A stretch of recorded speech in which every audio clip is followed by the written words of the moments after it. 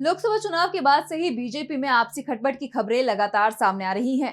अब इसकी एक झलक यूपी विधानसभा में देखने को मिली, जहां बीजेपी विधायक ने खुद अपनी ही सरकार द्वारा पेश किए गए विधेयक पर विरोध कर दिया है, जिसके बाद बीजेपी के अंदरूनी कलह की खबरों को एक बार फिर हवा मिल गई है।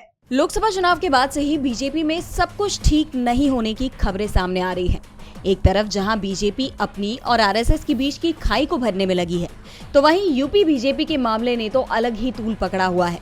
अब ऐसा ही एक मामला यूपी की विधानसभा से सामने आया है, जहां सरकार द्वारा पेश एक विधेयक का उनके ही विधायकों ने विरोध किया है, जिसके बाद यूपी बीजेपी में आंतरिक कलह की खबरों को एक बार फिर हवा मिल गई है। दरअसल विधानसभा में उत्तर प्रदेश नजूल संपत्ति विधेयक पेश किया गया, जिसे लेकर प्रयागराज से बीजेपी विधायक हर्षवर्धन वाजपेयी ने अपनी ही सरकार के इस विधेयक पर विरोध जताया है। दरअसल अब तक नजूल मामले में सरकारी जमीनों पर लंबे समय से रह रहे परिवारों को फ्री होल्ड की सुविधा थी, लेकिन सरकार अब इसे फ्री होल्ड में परिवर्तित करने पर रोक लगा रही है।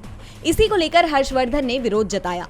इस बिल का विरोध करने वालों में योगी आदित्यनाथ के समर्थक माने जाने वाले जनसत्ता दल लोकतांत्रिक के विधायक राजा भैया भी शामिल थे। खैर, इस विरोध के बावजूद सरकार ने इस बिल को पास कर दिया, लेकिन इस बिल के पास होने के साथ साथ पार्टी में सब कुछ ठीक न होने की खबरों को भी हवा मिल गई, जहां अब बीजेपी के अपने विधायक ही उसके खिलाफ खुलकर सामने आने लगे हैं। डीबी लाइव की रिपोर्ट।